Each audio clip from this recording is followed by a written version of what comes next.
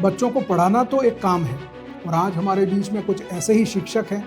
इधर है हमारे साथ में भूपेंद्र जी सोनी, जो अपने पैसे से भी बच्चों के लिए बहुत कुछ करना चाहते हैं और आज कई बेटियों को गोद लेकर के पढ़ा रहे हैं।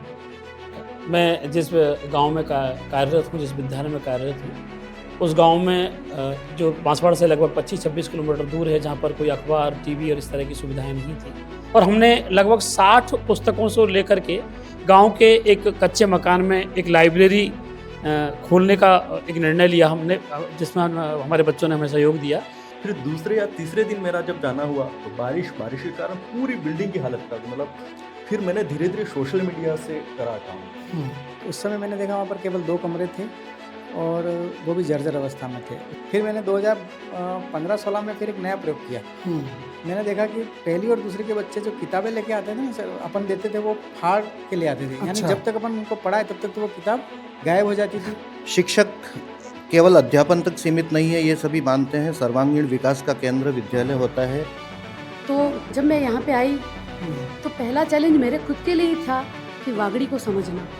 प्रयास का ये है कि आप अपन प्रयास करते हैं तो उसका रिजल्ट किसी रूप में निकलता है। और शुरुआत में ये था कि मैं जब इंग्लिश की कोई पोएम सिखाती तो बच्चे बोल ही नहीं पाते। जब से 1994 में मैं शिक्षा के क्षेत्र में आया था और इस 31 सालों के पूरे हिस्से में एक तो इंफ्रास्ट्रक्चर और भौतिक सुविधा स्कूलों में बहुत अच्छी हो गई। पहले स्कूल बिल्डिंग इतनी अच्छी नहीं थी, अब अच्छी हो गई हैं। शिक्षक के रूप में आप क्या प्रयास कर रहे हैं कि स्कूलों के भवनों को ठीक करने के लिए, या उसके लिए गवर्नमेंट लेवल पर क्या होना चाहिए?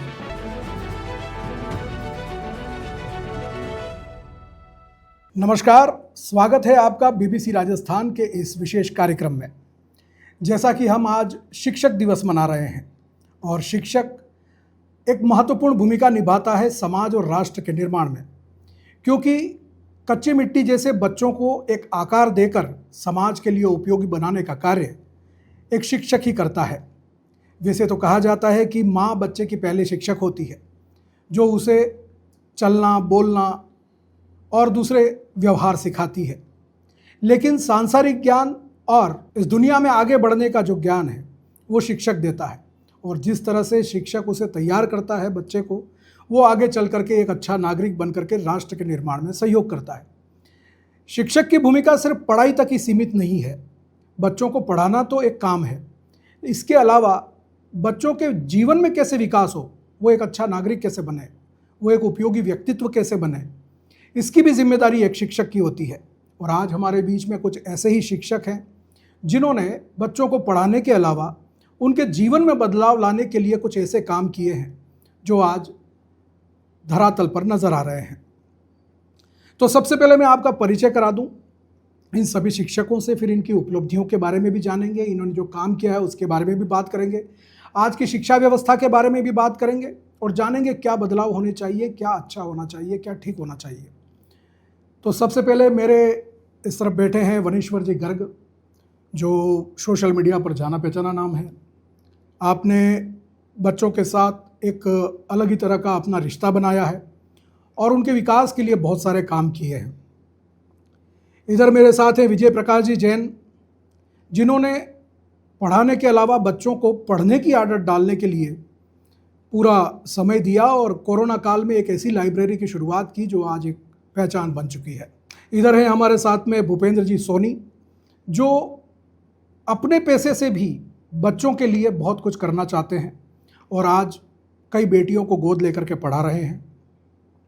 इस तरफ महेश पंचाल माही हैं, जिन्होंने शिक्षकों को तैयार करने के लिए एक काम किया कि कैसे पढ़ाई कराई जाए और कैसे उन्हें आगे बढ़ाया जाए।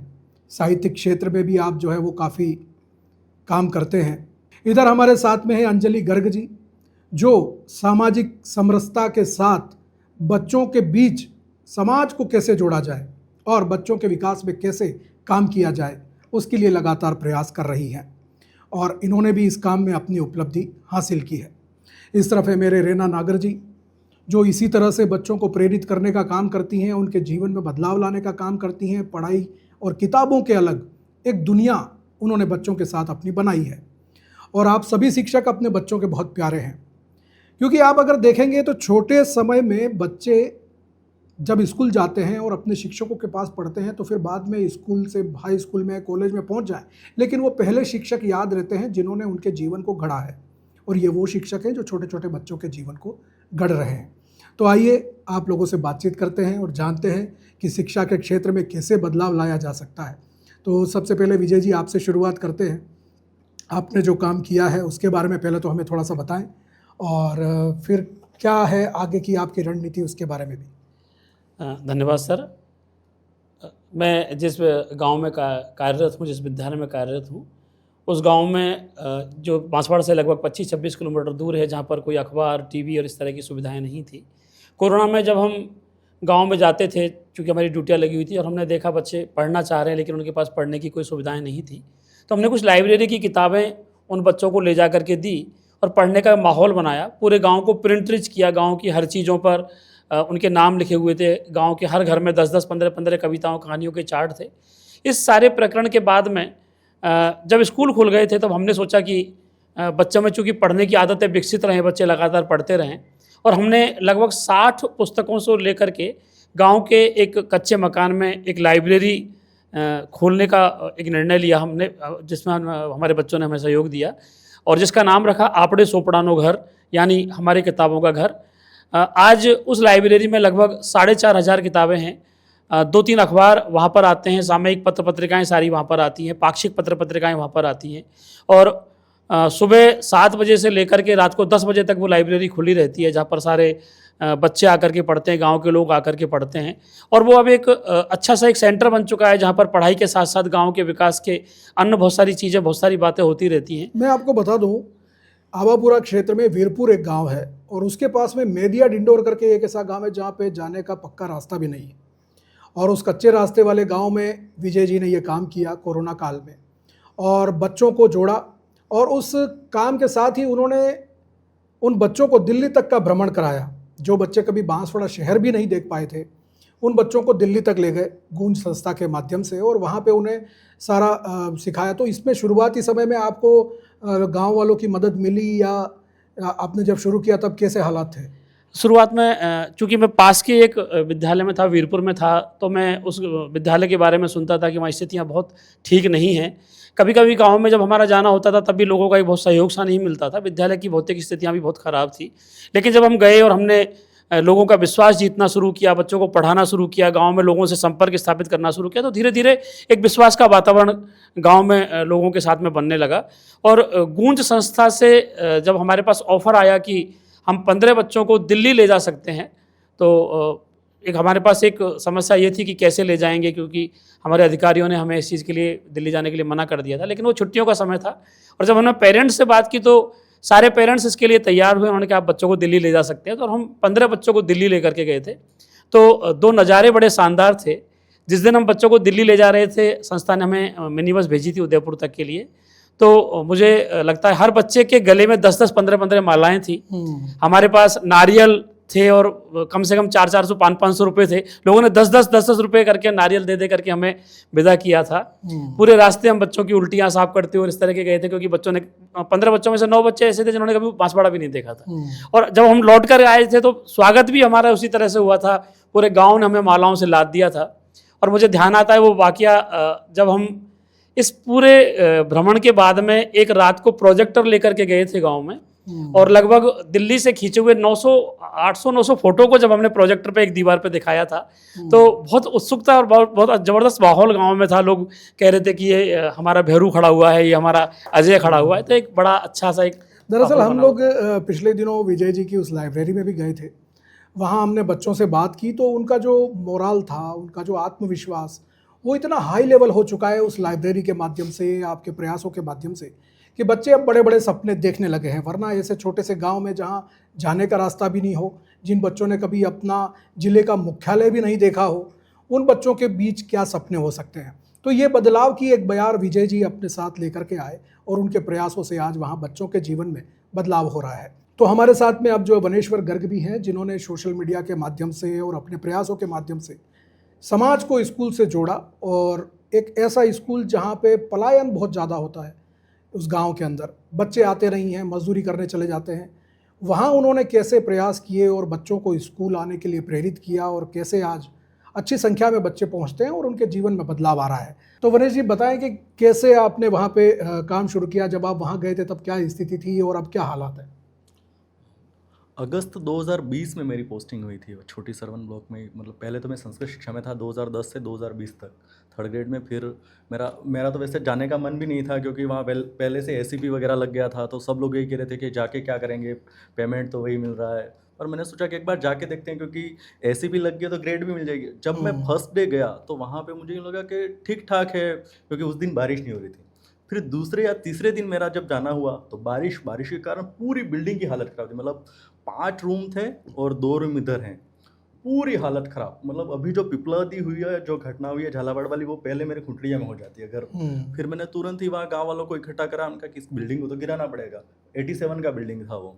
फिर पहले तो गाँव वाले कि अगर ये बिल्डिंग गिरा देंगे तो बच्चे कहाँ बैठेंगे, ये वो सारी चीज़ें थी। पर आखिरकार वो सब मान गए और हमने बिल्डिंग गिरवाई। अब बिल्डिंग गिरवाने के बाद जो समस्या आई हमारे साथ में, वो थी बिठाने की, कि बच्चों को बिठाएं कहाँ, क्योंकि लगभग तब 140 के आसपास या 147 ऐसा कुछ नामांकन था। पर पास में ही जो आंगनवाड़ी था वहाँ पे हमने बिठाना शुरू किया, कुछ बरामदे वगैरह में। फिर भी वो समस्या रही लगभग 2-3 साल तक, क्योंकि वो तब तो कोरोना काल था, तो और भी हमने थोड़ा एडजस्ट कर लिया। बाकी फिर मैंने गाँव वालों को इकट्ठा किया कि अपन कुछ करते हैं, या तो बांस का अपन कुछ कर दें कि जिससे बिठा सकें, या पर वो वहाँ का हालत ऐसी है कि वहाँ मतलब लेबर क्लास ही लोग हैं। सुबह जो दिन दिहाड़ी मजदूर टाइप, दिन में जो भी होता है वो रात को हो जाता है उनका काम पूरा, और जो बारिश का सीजन है उसमें ही होती है खेती, तो वो भी नहीं हो पाया।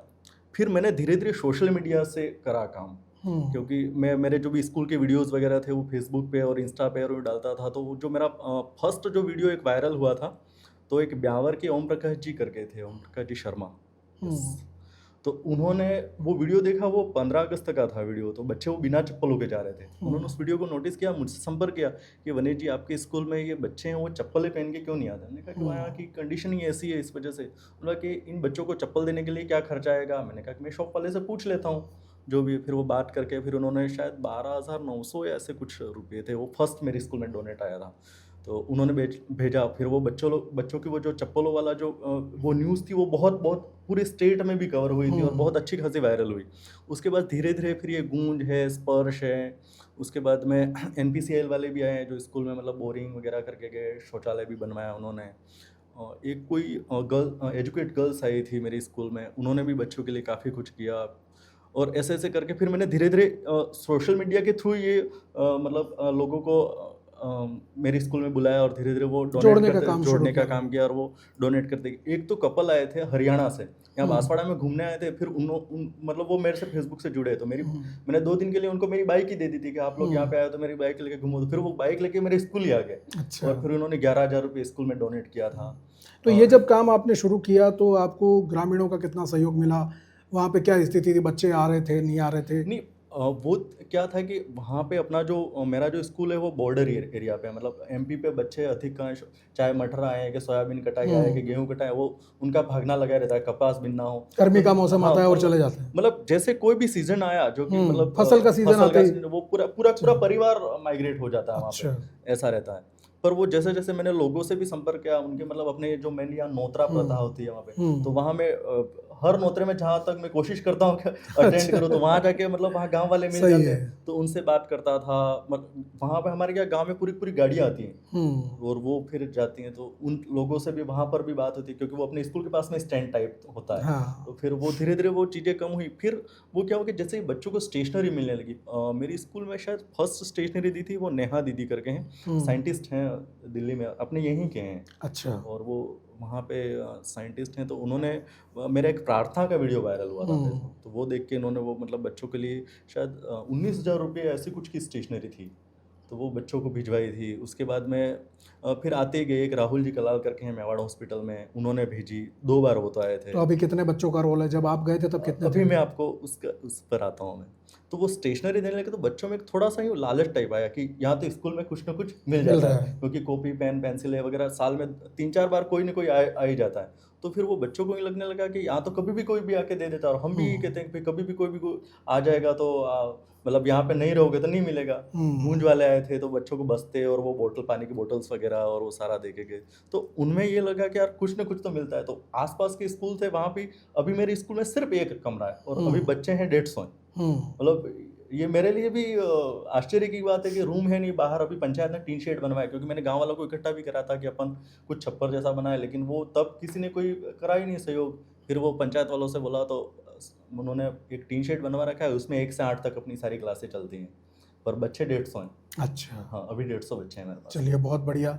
तो जैसा वनेश्वर जी ने बताया कि उस इलाके में मजदूर क्लास लोग रहते हैं और उनके पास में केवल बारिश के सीज़न में खेती करने का ऑप्शन होता है, बाकी मौसम में उनको कमाई के लिए अलग अलग राज्यों में, गुजरात, मध्य प्रदेश जो सीमावर्ती राज्य है वहाँ जाना होता है। तो वो पूरा परिवार माइग्रेट करता है, बच्चों को छोड़ के नहीं जा सकते, तो वो पूरा परिवार पलायन कर जाता है। ऐसे में बच्चों की पढ़ाई का कितना नुकसान होता है ये एक शिक्षक समझ सकता है। तो इन्होंने प्रयास किया और आज करीब 150 बच्चे वहाँ रेगुलर आने लगे हैं और बहुत ही अच्छा काम इन्होंने किया। हमारे साथ में भूपेंद्र जी सोनी हैं जो अपने प्रयासों से बहुत कुछ बदलाव ला रहे हैं अपने स्कूल में और बच्चों के जीवन में। उनसे बात करते हैं, उनसे जानते हैं कि जब उन्होंने वहाँ काम शुरू किया और क्या स्थिति थी और अब क्या हालात हैं। तो भूपेंद्र जी, जब आप उस स्कूल में पहुँचे तो वहाँ क्या स्थिति थी? आज आप कुछ बच्चियों को पढ़ा भी रहे हैं, अपने खर्च से बहुत सारी चीज़ें कर रहे हैं। देखिए सर, ऐसा 1999 की तो मेरी पोस्टिंग थी। 2005 में मैं वहाँ पर आया। उस समय स्कूल के हालत बड़े, स्कूल का नाम भी बताओ ना। मसारपाड़ा है, राजकीय उच्च प्राथमिक विद्यालय मसारपाड़ा। वो पीएस थी पहले, 2021 में ये यूपीएस बनी। तो उस समय मैंने देखा वहाँ पर केवल 2 कमरे थे और वो भी जर्जर अवस्था में थे। उसके अलावा बच्चों के वहाँ पर मैंने देखा कि भागने की प्रवृत्ति ज़्यादा थी। जैसे कि लंच हुआ तो बस्ते निकाल के ले जाना, इस तरह से। फिर मैंने सोचा कि इनको अगर अपनों को इंस्टेंट करना है, अगर रोकना ही नहीं तो कुछ नया करना पड़ेगा। फिर मैंने 2-3 प्राइवेट स्कूलों का अवलोकन किया जाके, जैसे चिड़ियावसा में जिन स्कूल में गया मैं। उसके बाद हमारे गांव के पास न्यू ऑक्सफोर्ड स्कूल था, मैं वहाँ पर गया। फिर मैंने उनसे कहा कि भाई आपकी स्कूल बहुत अच्छी चल रही है, लेकिन सरकारी विद्यालय को कुछ सहयोग करो। तो उन्होंने मुझे पेन ड्राइव में कुछ क्लिपें दी बच्चों को पढ़ाने के लिए, जैसे गणित की, हिंदी की, अंग्रेजी की, अलग अलग।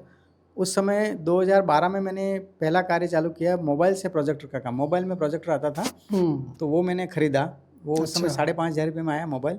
तो उसमें मैंने फिर वो अपने घर पे मैं उसमें वो आता है ना कार्ड, उस कार्ड में मैं वो क्लिपें भर के और फिर बच्चों को मैंने दिखाना चालू किया। इससे बच्चों में आकर्षण बढ़ा। लंच के बाद मैं कमरे में बिठा करके मोबाइल चालू करके बच्चों को दे देता। तो बच्चों ने मोबाइल भी सीखा, उसको चलाना भी सीखा और उससे उनके अंदर कहानियाँ, गीत, कविताएँ और काफ़ी चीज़ें उनको इंटरेस्ट आने लगा। फिर मैंने 2015-16 में फिर एक नया प्रयोग किया। मैंने देखा कि पहली और दूसरी के बच्चे जो किताबें लेके आते थे ना सर, अपन देते थे वो फाड़ के ले आते थे। यानी जब तक अपन उनको पढ़ाए तब तक तो वो किताब गायब हो जाती थी। उसका कारण ये था कि जब हम उनके घर पे जाते वो बस्ते के घर पे जाने के बाद फेंक देते। तो जहाँ पर बस्ते फेंके उसके पास ही बकरियाँ या गाय वगैरह बंधी रहती थी, वो उसको खा जाती थी। तो हमने चालू किया 9 बैग डे, मतलब बच्चों को घर पे बस्ता नहीं देना है। तो हमने स्कूल में कुछ रैंकें बनाई, 72 खंड बनाए मैंने, और उनमें सभी में कक्षा 1 और 2 के बस्ते रखवा दिए। मतलब बैग बच्चे नहीं ले जाते? नहीं, बच्चे नहीं ले, उन सब स्कूल में ही रखते हैं। बस्ते के ऊपर मैंने एक बच्चे का फोटो चिपका दिया। अच्छा। ताकि पहली कक्षा का बच्चा नाम तो पढ़ नहीं पाएगा, स्टार्ट में फोटो देख करके पहचान लेगा, फोटो देख के अपना बस्ता निकाल लेगा। और वहीं पे मैंने कार्ड लगा दिया, इसमें उसकी अटेंडेंस भी वो खुद लगाएगा। अच्छा। एक कार्ड लगा दिया कि वो आएगा, अपनी अटेंडेंस लगाएगा और वो बस्ता निकाल के चौकी बना रखी थी, उस पर बहुत बढ़िया बैठेगा। इस तरह से उस समय मेरे को लगभग 4-5 महीने अभिभावकों का गुस्सा झेलना पड़ा कि मार साहब बस्ता तो अलता नहीं, बस छोरा बुनेगा हूँ। फिर मैंने उनको ये अभिभावक मीटिंग वगैरह में बुला के बताया कि देखो बच्चा आपका पढ़ रहा है, हमें भी चिंता है बच्चे को पढ़ाने की, और इस तरह से अगर ये पढ़ेगा तो इसकी किताबें भी सुरक्षित रहेगी और हमारे पास बैठ के पढ़ेगा। यहाँ पढ़ जाए वही बहुत है, आपके घर पे नहीं पढ़े तो उसको मस्ती से खेलने दो। फिर 2015-16 तक तो मैंने ये काम किया। उसके बाद मुझे लगा कि इससे कुछ और आगे करना पड़ेगा। तो 2 छत टपकती थी मेरे कमरे की, वो कोई मेरे को ऐसा भामाशाह नहीं मिला, तो मैंने खुद नहीं ऊपर चाइना म्यूजिक करवा दिया। अच्छा। मैंने कहा एक बार चाइना म्यूजिक ताकि बच्चे बैठ सकें। और फिर मैंने मिल से सहयोग लिया, LNJ मिल हमारे पास में ही है, चंदू जी का गढ़ा के पास। तो वहाँ से मैंने बालिका शौचालय बनवाया। तो उस समय जो सुकेतु जी शाह जो थे डायरेक्टर, उन्होंने मेरी प्रार्थना को स्वीकार किया और बना कर दिया। उन्होंने बोला और भी कोई आवश्यकता है, ऐसी रिक्वायरमेंट हो तो उन्होंने गर्मियों में बच्चों के लिए आपने टोपियाँ, टीवी भी लगवाया है हाँ, स्कूल में? और अभी मेरी एनिवर्सरी पे मैंने एक टीवी भी 43 इंची टीवी लगाया, ताकि बच्चा आप सीधा उस टीवी से देख सके, तो जुड़ उसी में जाए। पेन ड्राइव लगा हाँ, करके बच्चों हाँ, को। उसमें और लैपटॉप है। बच्चे अब मेरे स्कूल में ऐसा हो गया कि मेरा मोबाइल और मेरा लैपटॉप बच्चे पकड़ पकड़ के हर कक्षा अच्छा। में जाते रहते हैं, मुझे ढूंढना पड़ता है कि वाह। मेरा मोबाइल कहाँ है, ये लैपटॉप कहाँ पड़ा है, क्योंकि क्या वो बात उनको चलाना मैंने सिखा दिया है। तो कभी टीवी पे, कभी लैपटॉप में, मेरे मोबाइल में ये अलग अलग चीज़ें देखते रहते। फिर मैंने अभी जो ग्रीष्मकालीन हुई छुट्टियाँ, उसमें मैंने एक शिविर चलाया था। इसमें मैंने कुछ अलग किया, मैंने बच्चों को स्केटिंग सिखाते हैं। अच्छा। तो मैंने पहले उनको एक फिल्म दिखाई, द स्केट गर्ल, एक उदयपुर की बिल्कुल। तरफ बनी हुई पिक्चर है, बहुत अच्छी है। और उनको देख करके बच्चों के मन में ऐसा लगा कि हमको भी स्केटिंग करनी है। तो इस बार मैंने ग्रीष्मकालीन शिविर लगा के उनको स्केटिंग लाया खरीद के, 5-6 लाया, ज़्यादा तो नहीं ला पाए। और उसके साथ मैंने उनको मिट्टी के बर्तन बनाने के लिए एक छोटा पोएट्री व्हील लाया। अच्छा, पोएट्री व्हील आता है जो छोटा, वो ला के मतलब वो बच्चों की रचनात्मकता को हाँ, हाँ। बढ़ाने के लिए और अलग अलग चीज़ों का बाकी इंतजाम। चीज़ें तो वो गांव में तो कुछ जैसे खजूर के खोड़ों वगैरह से वो अच्छी अच्छी कलाकृति, मैंने उनका आप जो बनाते हो मुझे सिखाओ, हाँ, मुझे मैं जो आता है मैं आपको सिखाता सिखाऊंगा। हूँ। तो बच्चों को लगा कि पढ़ने से कुछ अलग काम है, तो उन्होंने बड़े मज़े से स्केटिंग सीखा। और ये हुला हुप जो कमर में अपन वो रिंग घुमाते हैं वो वाला, वो बड़े अच्छे से सीखा। और उसके बाद उन्होंने 26 जनवरी पे अभी बीच में एक प्रदर्शन भी किया था उसका, अच्छा। तो लोगों को बहुत अच्छा लगा। उसके बाद फिर मैंने इनको वाद्य यंत्रों से परिचय करवाया, क्योंकि मेरे पास खुद के पास बहुत सारे वाद्य यंत्र हैं। अच्छा। तो मेरे घर पे जितने थे वो सब ले जा करके, और मेरे दोनों बच्चे जो बजाते हैं, वो मेरा एक भतीजा कुछ प्ले करता है, वो सभी उन सबको ले जा करके उनके पास बिठा दिया और उनको एक एक चीज़ से परिचय करवाया। मैंने कहा ये तबला है, ये हारमोनियम है, ये फ्लूट है, ये गिटार है, और ये इस तरह से आपको बजानी है। और उनको खुला छोड़ दिया, मैंने कहा आप बजाओ। तो बच्चों को इस तरह से अलग आनंद आया। तो अब वो उनके रिक्वायरमेंट है कि अब सर शिविर फेर कार्य लगेगा। तो मुझे भी ऐसा लगा, सही और है, अभी एक इंटरेस्ट पैदा हो गया उनके हाँ, मन में। और अभी इस बर्थडे पे मैंने 5 बच्चे को गोद लिया है। अच्छा। क्योंकि बच्चों को अब गांव में क्या करते हैं, बच्चे को तो सरकारी स्कूल में भेजते हैं और बच्चे को प्राइवेट में भेजते हैं। प्राइवेट में भेजते हैं। सोरांत बढ़ावा सोरे हूँ एमस रहे। फिर मैंने उनको कहा कि बच्चियाँ भी पढ़ती हैं, अच्छा पढ़ती हैं, आप एक बार उनको भेजो। तो कई लोगों ने ऐसा किया कि हमारे पास इतने पैसे नहीं है कि हम सबको पढ़ा सके। तो मैंने कहा एक बार मैं 5 बच्चे को गोद लेता हूँ, पूरे साल भर का उनका एजुकेशन का जो भी खर्चा हो वो, इवन दिवाली और होली पे जो रंगीन ड्रेस पहनते हैं वो भी मेरी तरफ से रहेंगे। क्या बात है, और उनके लिए बहुत जूते वगैरह बढ़िया। सभी तरह का। मैंने कहा उन बच्चों को, माँ बाप को बुला के बोला, इनको जब तक ये मेरे पास, मैंने कहा है आपको कुछ नहीं लाना है। और बच्चों को बोला कि इस 1 साल के लिए तुम्हारा आई भा सब जो बोलते हैं ना वागड़ी में, वो मैं हूँ, और मेरे से ही मांगना, किसी और से कुछ मत मांगना। बहुत बढ़िया। इसलिए मैंने टोटल चीज़ें ला के रखी। उसके अलावा स्टेशनरी वगैरह बैंक से, और परमानेंट विदिन 7-8 साल से कभी कमी पड़ी नहीं बच्चों के, क्योंकि मेरे घर के बिल्कुल सामने बैंक है। मैंने जब भी बोला उन्होंने ला के दी मेरे को। मतलब इन बातों से आप समझ सकते हैं कि एक शिक्षक की भूमिका कितनी महत्वपूर्ण होती है एक बच्चे के जीवन में। बच्चों को पढ़ाने के लिए आपने ये नहीं सोचा कि मैं अपना पैसा क्यों खर्च करूं, और बच्चों का भविष्य कैसे बनाया जा सकता है, उसके लिए आपने तन मन धन से सहयोग करना जिसे कहते हैं वो करके दिखाया, और आज बच्चों के जीवन में बदलाव भी आ रहा है। तो भूपेंद्र जी का ये काम वाकई में समाज के लिए प्रेरणा है। और आज हम जब मानते हैं कि एक अच्छा नागरिक बनना चाहिए, तो उसके लिए सबको सामूहिक प्रयास करना ज़रूरी है।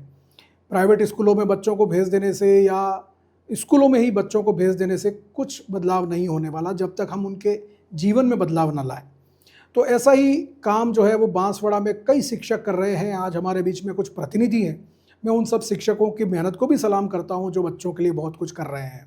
हमारे साथ में महेश जी पंचाल हैं जो सुरपुर में व्याख्याता हैं, और बच्चों के जीवन में बदलाव के लिए ये भी बहुत कुछ कर रहे हैं। इन्होंने क्या उपलब्धियाँ हासिल की, क्या किया इन्होंने, उनसे ही बात करते हैं। बीबीसी राजस्थान के सभी दर्शकों को प्रणाम। शिक्षक दिवस की बहुत बहुत बधाइयाँ।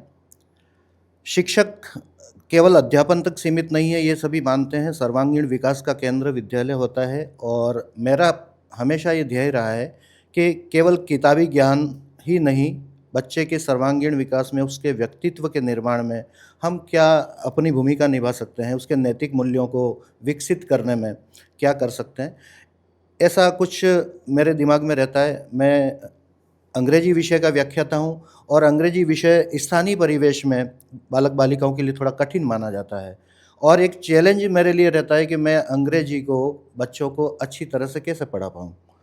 तो कई बार मेरे जैसे हॉबी है, समय बीच में मिल जाता है तो मोटिवेशन भी बीच में चलता है, कुछ स्थानीय प्रसंग, कोई कहावतें और जैसी मेरी साहित्यिक रुचि है तो उस रुचि के अनुरूप कुछ साहित्यिक कंटेंट भी बीच में उनको एंटरटेनिंग मेथड में परोस दिया जाता है, ताकि वो अंग्रेजी की जो कंटेंट की उबाऊपन है उनके अंदर नहीं आ पाए और बहुत अच्छी तरह से आत्मसात करें।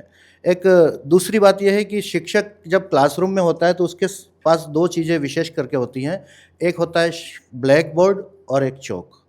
एक प्रतीक रूप में हम कहें कि ब्लैक कलर अंधकार अज्ञानता का प्रतीक है और शिक्षक के हाथ में चौक है, वो सफ़ेद यानी उजियारे का प्रतीक है।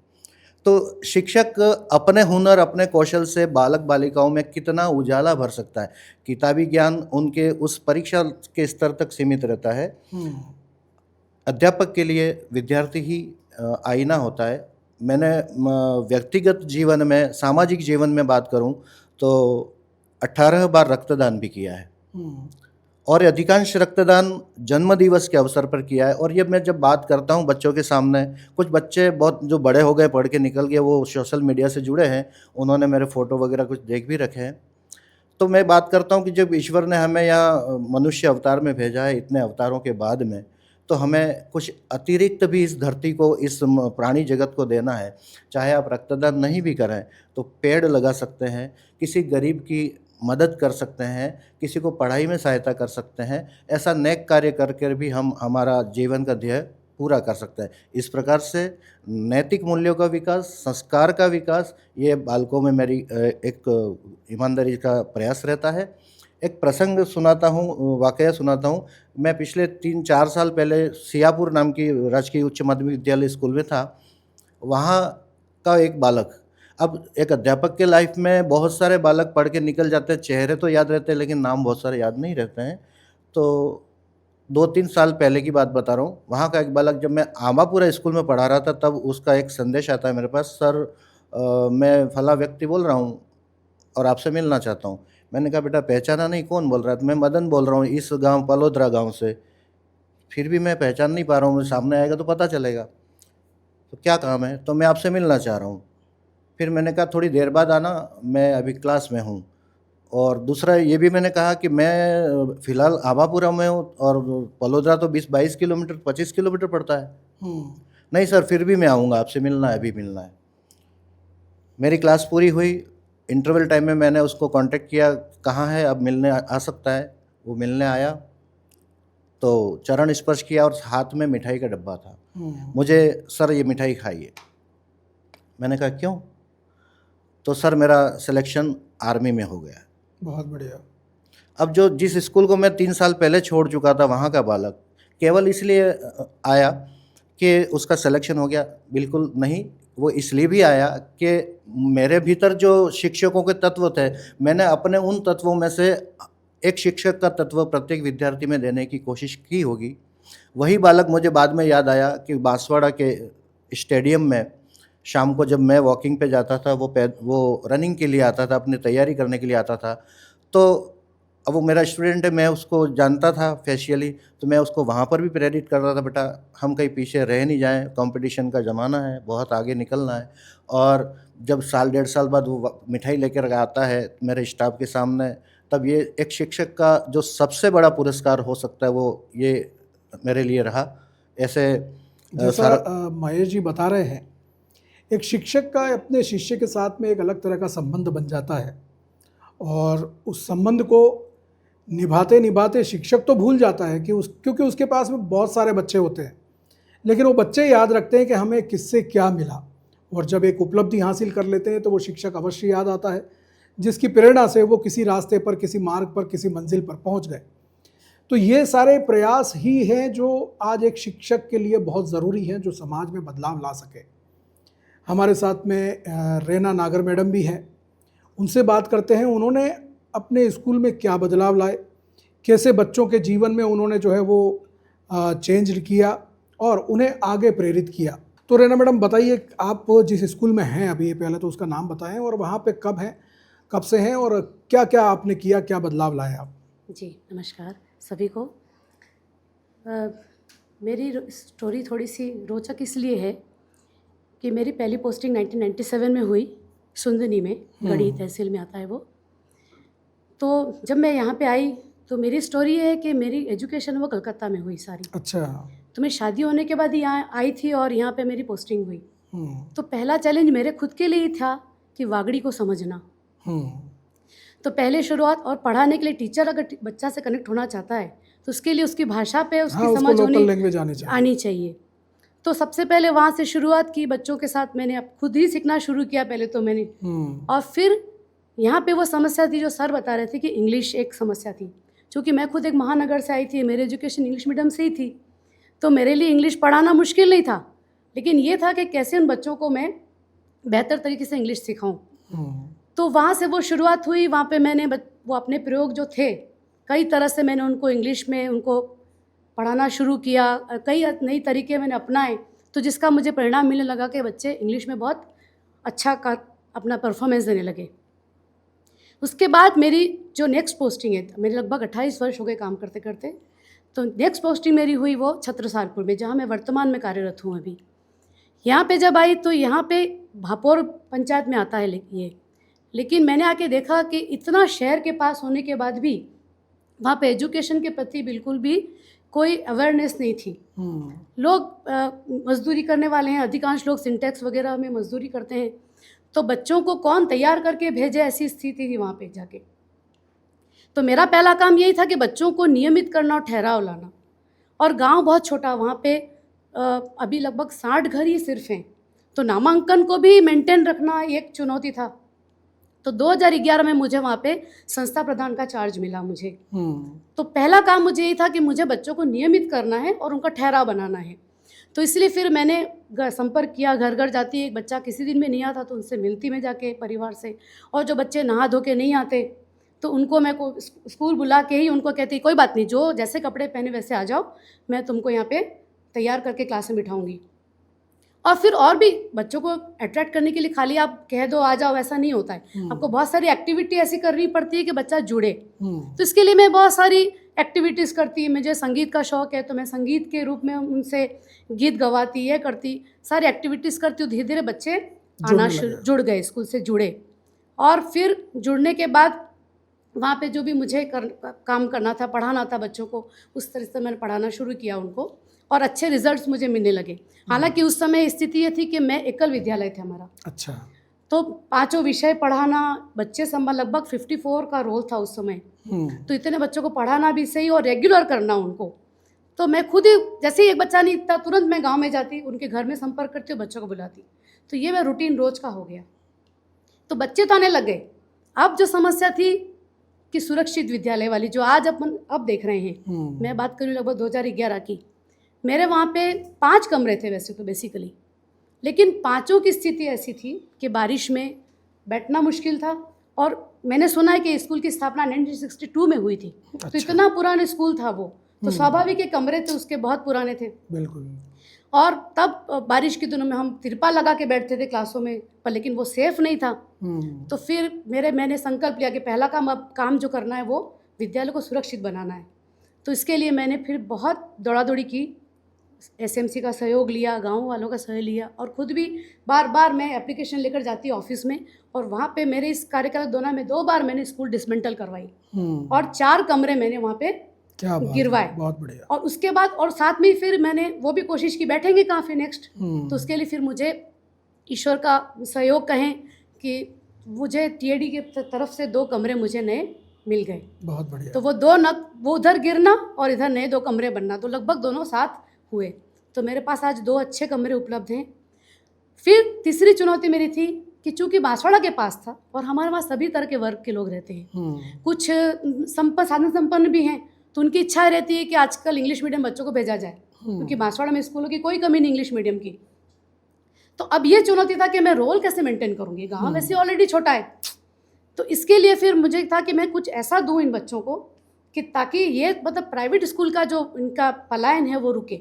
तो इसलिए फिर मैंने स्कूल की बिल्डिंग को बहुत अच्छे से कलर करवाया, रंग बिरंगे, जैसे प्राइवेट बाहर से देखो तो प्राइवेट स्कूल से दिखनी चाहिए। तो एक वो डेकोरेटिव काम भी शुरू करवाया मैंने, कमरे बहुत सुंदर से कर दिए, पंचायत से मिलके मैंने ब्लॉक्स लगवा दिए, और जितना कुछ मेरे से हो सकता था उस परिस्थिति मैंने किया।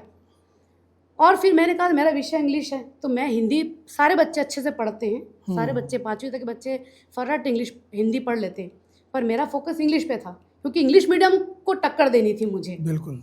तो इसीलिए फिर मैंने क्या किया कि इंग्लिश पे जो मेरा पहले का जो अनुभव था, उसी अनुभव को काम में लेते हुए मैंने बच्चों के साथ इंग्लिश में उनको ग्रामर है वगैरह जो भी, मतलब ताकि घर पे जाएं तो पेरेंट्स को लगे नहीं बच्चा हमारा इंग्लिश मीडियम के बराबर ही चल रहा है। तो जब आप गए थे वहाँ पे तब कितने बच्चे थे, अभी कितने बच्चे हैं? वहाँ तो उस समय 54 थे, क्योंकि उस समय स्थितियाँ अलग थी, क्योंकि आसपास के वो 1 किलोमीटर में इतने स्कूल नहीं थे उस समय। और अभी क्या स्थितियाँ है कि आसपास बहुत से स्कूल हैं। हाँ। और मेरे गाँव में इस बार प्रैक्टिकली 3 ही बच्चों का एडमिशन होना था पहली में। मैं ये सोच रही थी, पर ये इसका मैं ये बता रही थी प्रभाव क्या हुआ कि जब बच्चे अपने पेरेंट्स रिश्तेदार के घर में जाते हैं या पेरेंट्स से बात करते हैं, वहाँ जब वो कंपैरिजन करते हैं आपस में, तो बच्चे देखते हैं उनके पेरेंट्स कि अरे यार आपका बच्चा तो इतना पढ़ता है, इंग्लिश भी पढ़ लेता है, हिंदी भी फराटे पढ़ लेता है, तो कहाँ पढ़ते हैं आपके बच्चे? तो वो कहते हैं हम तो छतरसालपुर में पढ़ते हैं।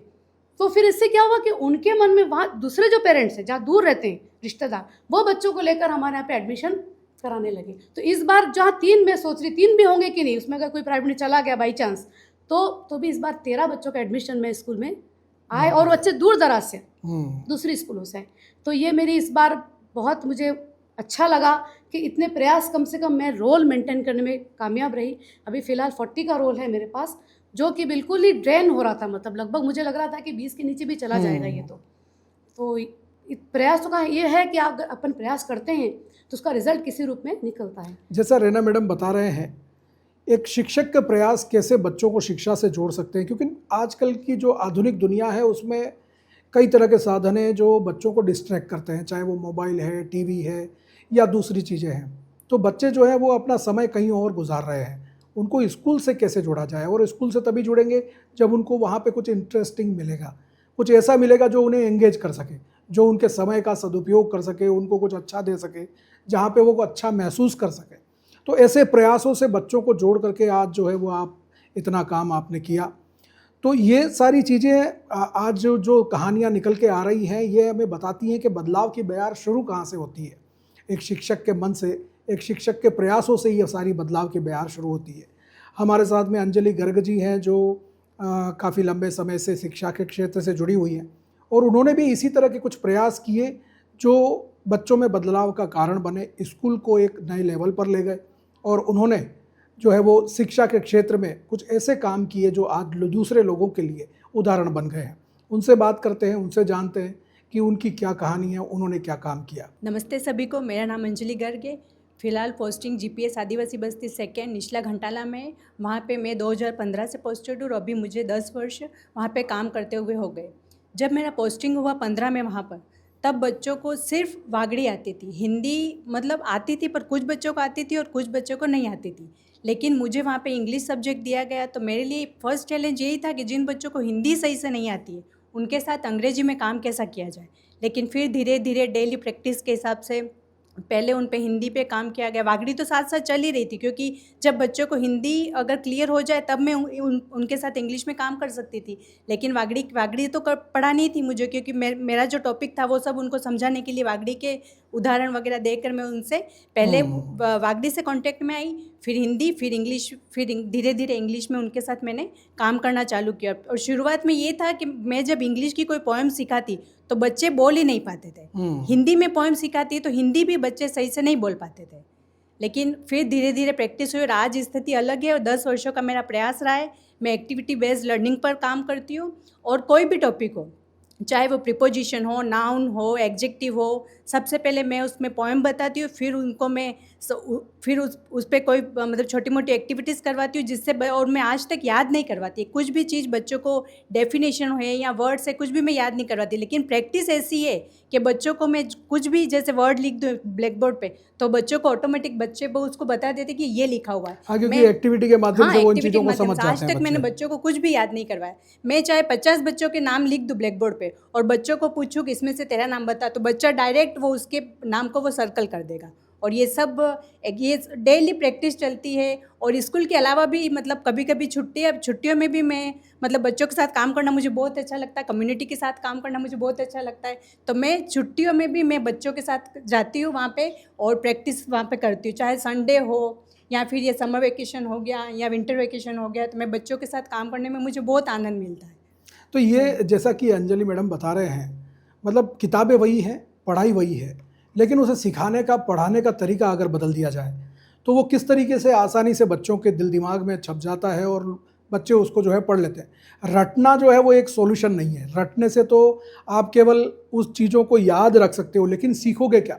हम एक शब्द यूज़ करते हैं, पढ़ना, लिखना, सीखना, ये 3 चीज़ें होती है। तो पढ़ना और लिखना और उसके साथ में सीखना, उससे आप सीखे क्या, जीवन में क्या बदलाव आया। तो ये सारी चीज़ें जो है वो एक अच्छे शिक्षक की पहचान है कि जो शिक्षा को बच्चों तक पहुंचाने के लिए ऐसे तरीक़ों का इस्तेमाल करें कि वो उसको आसानी से समझ भी आए और उसको अपने जीवन में इस्तेमाल भी कर सके।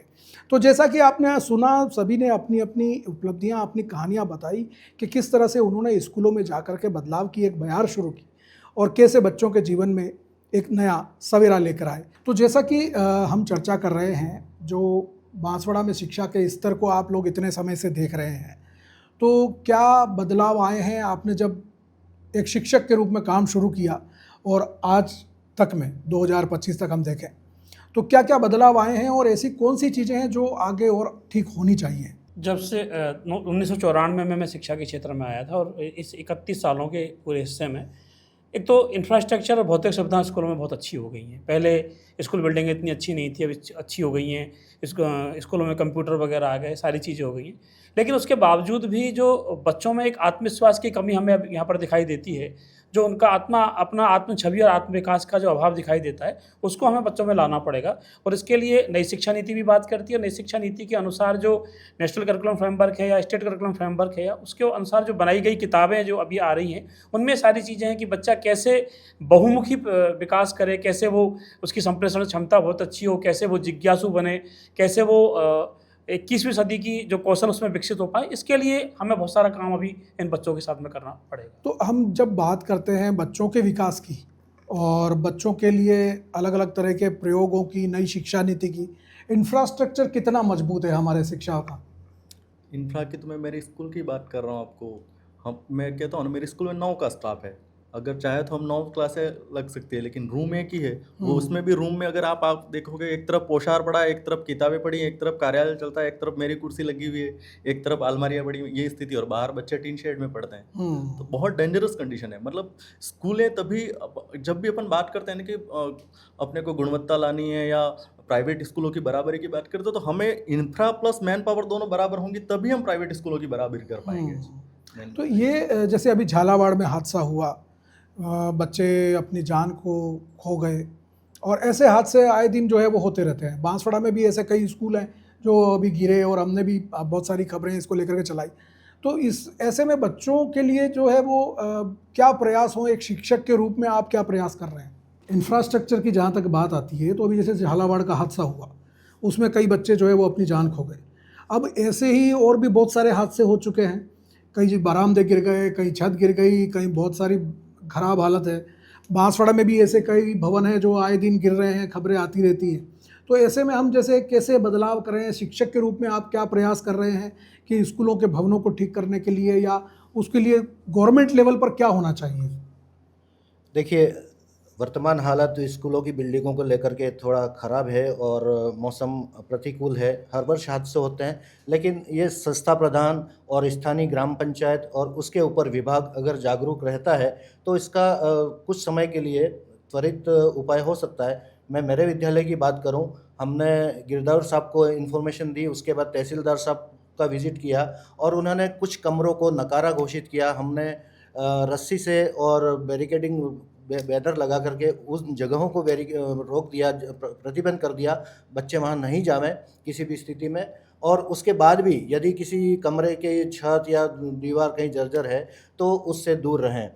इन स्थितियों से निपटने के लिए हमारे पास एक्स्ट्रा 1-2 क्लासरूम प्रत्येक विद्यालय, बड़े विद्यालय में तो होती ही हैं, जैसे आईसीटी रूम हुआ, वोकेशनल का रूम हुआ, कभी कोई अच्छी कंडीशन में बरामदा हुआ, इवन प्राचार्य कक्ष भी हुआ, तो इन कमरों का इस्तेमाल भी ऐसे समय में हमारी सूझबूझ के साथ करके ग्रुप टीचिंग के माध्यम से ए और बी सेक्शन अलग अलग है तो शामिल कुछ समय के लिए बिठा करके हम त्वरित समाधान थोड़े समय के लिए कर सकते हैं।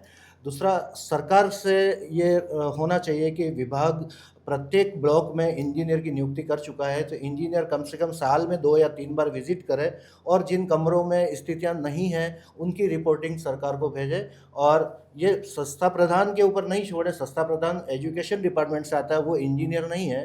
कई बार क्या होता है, जिम्मेदारी लाद दी जाती है, घटना होनी है, वो कब होती है किसी को मालूम नहीं रहता है, तो हर जगह पर संस्था प्रधान या अध्यापक जिम्मेदार नहीं भी होता है। कहीं न कहीं विभागीय व्यवस्थाओं को सुचारू करने की आवश्यकता है। और रिपेयरिंग की बात जहाँ तक करें तो मेरे विद्यालय में इसी महीने चाइना मोज़ेक 8 कमरों के ऊपर करवाया है। कुछ विद्यालय का जो पूर्व का बजट, कुछ भामाशाहों से और कुछ स्टाफ का भी अपना अंशदान दे करके हमने ये काम करवाया। इवन रविवार को भी हमारे जो निस्वार्थ सेवाभावी शिक्षक साथी उन्होंने वहाँ खड़े रह करके काम करवाया। ऐसी भावना से भी शिक्षकों में होगी तो कुछ स्थितियाँ बेहतर हो सकेगी। तो हम जब बात करते हैं शिक्षक की भूमिका को लेकर के, तो पढ़ाने के अलावा आप लोग ये भी प्रयास कर रहे हैं कि बच्चों के जीवन में बदलाव कैसे आए, लेकिन एक सवाल ये भी खड़ा होता है अलग अलग संगठनों द्वारा अक्सर कि शिक्षकों को पढ़ाने के अलावा और भी बहुत सारे कामों में लगा दिया जाता है, तो इससे कितना फ़र्क पड़ता है और उसको लेकर के आपका क्या मानना है? गैर शैक्षणिक कार्य के बारे में जहाँ तक मुझे लग रहा है आप कहना चाह रहे हैं, तो वास्तव में देखा जाए तो शिक्षकों पे गैर शैक्षणिक कार्यों का बोझ तो है, लेकिन अगर उसको अगर मैनेज करके चलें, देखो मैनेज तो आना तो है, कार्य तो करना ही है। अब सरकार का हमसे बहुत सारे काम करवाती है, जिसमें पोषाहार से जनगणना है या पोषाहार है या चुनाव का काम है, BLOs का काम है, कभी कभी तो पशुगणना भी करवा देती है। लेकिन उसके बीच भी अगर अपन बच्चों से जुड़े हुए हैं तो मेरे हिसाब से बच्चा पढ़ जाता है, क्योंकि कोरोना में अगर अपन देखें तो बच्चे घर पे ही थे, शिक्षक पूरा दिन स्कूल में आता ही था, उसके बाद भी हम घर पर जाकर उनको पढ़ाया, उनको समझाया, तो उसको लगा ही नहीं कि मैं शिक्षा से दूर हूँ। तो गैर शैक्षणिक कार्यों को थोड़ा ये तो कठिन लगता है हम लोग को कि एजुकेशन में कहीं ना कहीं रोड़ा है, लेकिन फिर भी इतना ज़्यादा भी अपन नहीं कह सकते कि अगर एक शिक्षक ठान ले कि मुझे पढ़ाना है, जैसे मेरा ही देख लो, मैं 1 बजे 1:30 बजे छुट्टी होने के बाद 3 बजे वापस गांव में जाता हूं और बच्चों को इकट्ठा करके वापस 2 घंटे फिर पढ़ाता हूं। तो उससे बच्चों के अंदर कहीं ना कहीं जुड़ाव रहता है और कार्य चलता रहता है। जैसा कि भूपेंद्र जी ने बताया कि अभी कुछ समय पहले ही उन्होंने बताया था कि बालिका शिक्षा को लेकर के और एक अलग तरह का माहौल रहता है कि बच्चियों को नहीं पढ़ाना है ज़्यादा, तो अभी कितना बदलाव आया है और कैसे उस बदलाव को देखते हैं? क्या बच्चियों की शिक्षा को लेकर के माँ बाप जागरूक हुए हैं? बिल्कुल जागरूक हुए, क्योंकि अभी मैं मेरे स्कूल की बात करूँ तो हमारे यहाँ पे बॉयज़ कम है और गर्ल्स ज़्यादा है। तो मुझे लगता है कि निचला घंटाला में, दूसरे का मैं कुछ बोल नहीं सकती, पर निचला घंटाला में तो कम से कम ये पेरेंट्स जागरूक हुए। और जागरूक होने का कारण कहीं ना कहीं मेरे प्रयास भी रहा है, क्योंकि कई प्रकार की PTM हो गई, MTM हो गई और SMC ट्रेनिंग, SMC मीटिंग हो गई, वॉलंटियर मीटिंग हो गई, तो उसमें मैं घर घर जाकर, कोई भी जैसे मीटिंग का कोई एक डेट होती है, लेकिन एक डेट में अगर वो आता नहीं है तो मैं स्वयं उसके एक को पूरे कम्युनिटी में एक को पर्सनली जाकर वो जो एजेंडा होता है गवर्नमेंट का, वो मैं बताती हूँ। और बताने के पीछे मतलब उद्देश्य यही रहता है कि मतलब जन के मतलब जागरूकता होए, तो बस जन जागरूकता होनी चाहिए और तभी फिर आगे बढ़ेगा। बात जहाँ तक बालिका शिक्षा की है तो सुरक्षा भी एक जो है सवाल खड़ा करता है, क्योंकि आज कई ऐसी घटनाएं हो रही हैं स्कूलों में।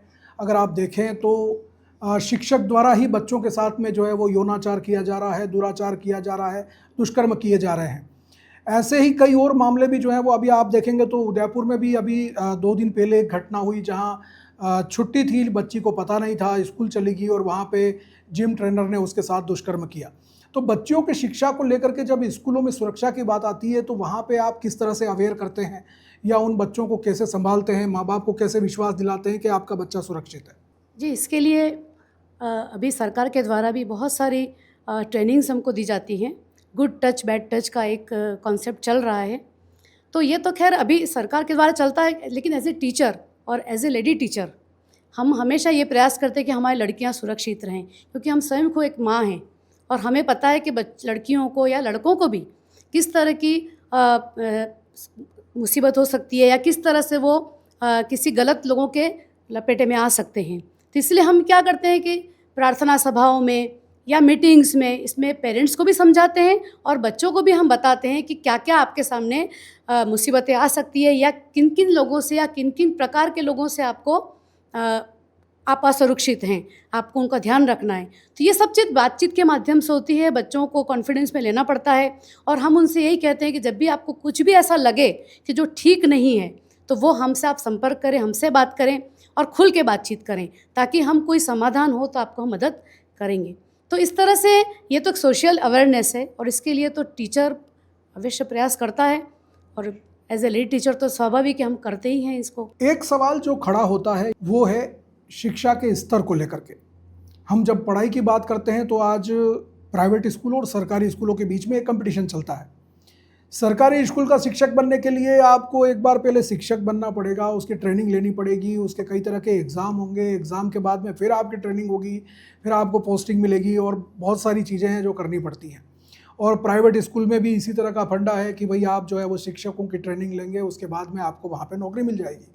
लेकिन जब अब बात करते हैं बच्चों को पढ़ाने की, तो ज़्यादातर अफसरों के बच्चे या नेताओं के बच्चे या और भी हाई सोसाइटीज़ के बच्चे जो है वो प्राइवेट स्कूलों में ही पढ़ते हैं। तो इसको लेकर के बदलाव कैसे लाया जाए, इसकी सोच में कैसे हम परिवर्तन लाएं कि सरकारी स्कूलों में वो शिक्षा मिलती है। इसके लिए क्या शिक्षक जो अच्छा काम कर रहे हैं उनको रिकॉग्नाइजेशन मिलता है? सबसे बड़ा सवाल तो ये है। विजय जी।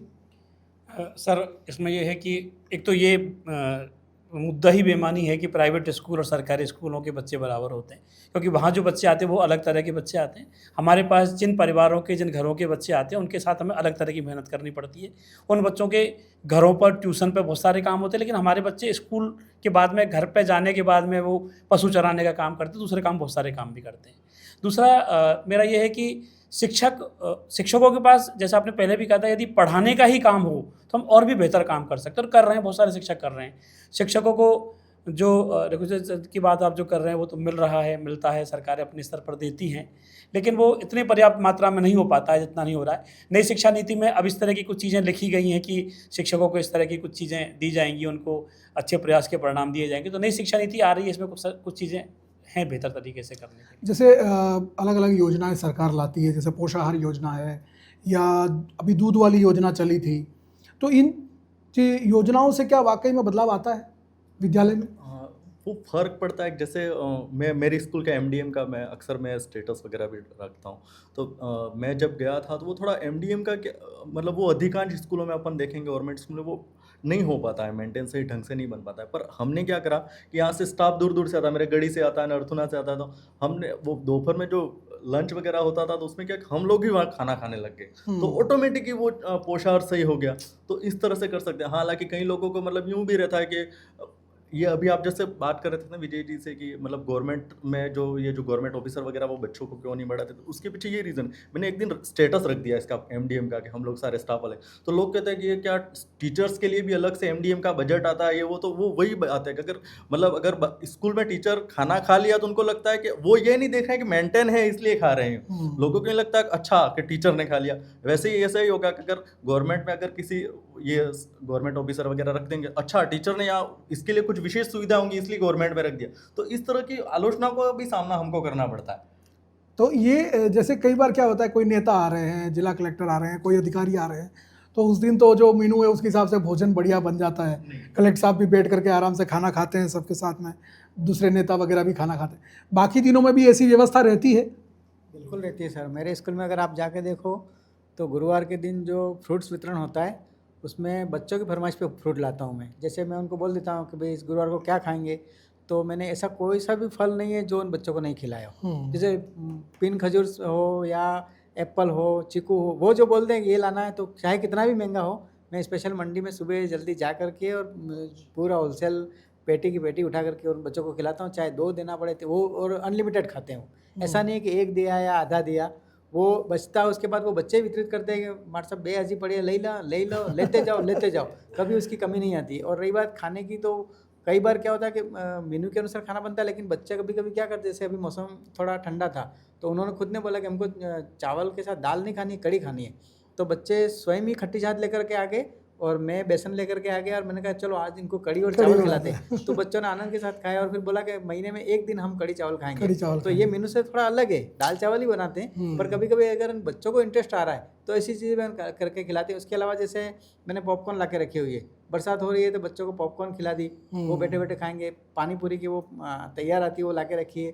तो बच्चे फरमाइश करते हैं, हमारे साथ आज तो पानी पूरी खाने इच्छा है, हमारे साथ आज तो वो घानी बोलते हैं उसको वागड़ी में, तो वो खाने की इच्छा है। तो ये इस तरह की बहुत सारी चीज़ें करके अगर अपन करें, यानी इसको अगर भार समझ के नहीं करते हैं अपन, तो आनंददायक चीज़ है, ऐसी बात नहीं है।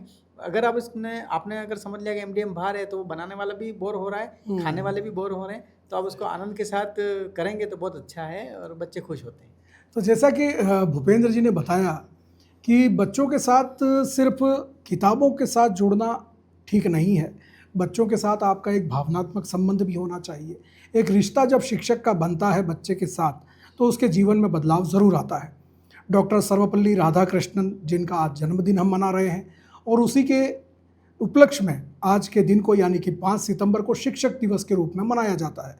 और ये दिन उन शिक्षकों के सम्मान का होता है, उनके काम को रिकॉग्नाइज करने का होता है, उनके काम को एक पहचान देने का समय होता है, जब आप शिक्षा के लिए कुछ करने की एक सोच रखते हैं और अपने जीवन में कुछ परिणाम दे करके बताते हैं।